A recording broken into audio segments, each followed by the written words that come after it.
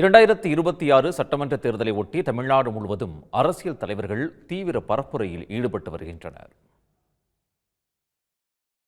அதிமுக ஆட்சிக்கு வந்ததும் ஆம்பூர் பகுதியில் சரிந்த தொழில்கள் மீண்டும் தலை தூக்க முயற்சி எடுக்கப்படும் என்று அதிமுக பொதுச் செயலாளர் எடப்பாடி பழனிசாமி உறுதி கூறியுள்ளார்.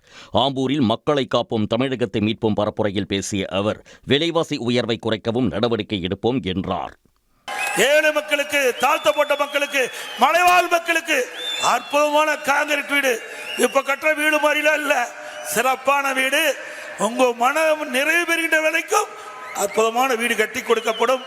அதோட வருகின்ற அடுத்த ஆண்டு நடைபெறுகின்ற தேர்தலில் அதிமுக வெற்றி பெற்று ஆட்சி அமைந்தவுடனே தீபாவளி என்று நம்முடைய தாய்மார்களுக்கும் நம்முடைய சகோதரிகளுக்கும் அற்புதமான சேலை வழங்கப்படும் ஒவ்வொரு தீபாவளியும் போது. தொடர்ந்து இஸ்லாமியர்கள் தங்கள் அணியின் தொப்பியை எடப்பாடி பழனிசாமிக்கு வழங்கினர்.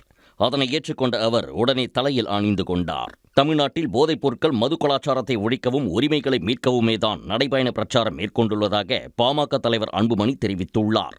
ரிஷிவந்தியத்தில் பேசிய அவர், வரும் தேர்தலில் யார் ஆட்சிக்கு வர வேண்டும் என்பதை இப்போதே நீங்கள் முடிவு செய்ய வேண்டும் என்று கேட்டுக்கொண்டார்.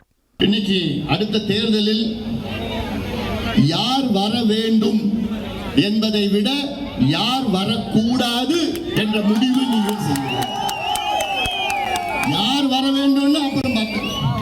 ஆனால் யார் வரக்கூடாது என்ற முடிவை நீங்கள் இன்றே எடுக்க வேண்டும். நாமக்கல் மாவட்டம் திருச்செங்கோட்டில் தேசிய முற்போக்கு திராவிட கழக பொதுச் செயலாளர் பிரேமலதா விஜயகாந்த் நடைபயணமாக மக்களை சந்தித்து பிரச்சாரத்தில் ஈடுபட்டார். அப்போது தேமுதிக வெற்றி பெற்றதும் இந்த தொகுதியில் நீடிக்கும் பல்வேறு பிரச்சனைகளை தீர்க்க உடனடியாக நடவடிக்கை எடுக்கப்படும் என்றார். வருவாய் இல்லாம கஷ்டப்படுறாங்க. இங்க நெசவு தொழிலும் விவசாய தொழிலையும் தான் மக்கள் அதிகம் நினைச்சிருக்காங்க.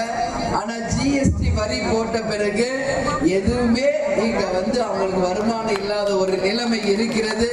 உறுதியாக மத்திய அரசிடம் சொல்லி அந்த ஜிஎஸ்டியை நாம் திரும்ப பெற சொல்வோம். முன்னதாக அண்ணா சிலை அருகே ஒலிக்கப்பட்ட விஜயகாந்த் பாடல்களுக்கு தேமுதிக தொண்டர்கள் உற்சாக மிகுதியில் ஆட்டம் போட்டது பார்வையாளர்களை வெகுவாக கவர்ந்தது. உடனுக்குடன் செய்திகளை தெரிந்து கொள்ள சன் நியூஸ் பெல் ஐகானை கிளிக் பண்ணுங்க.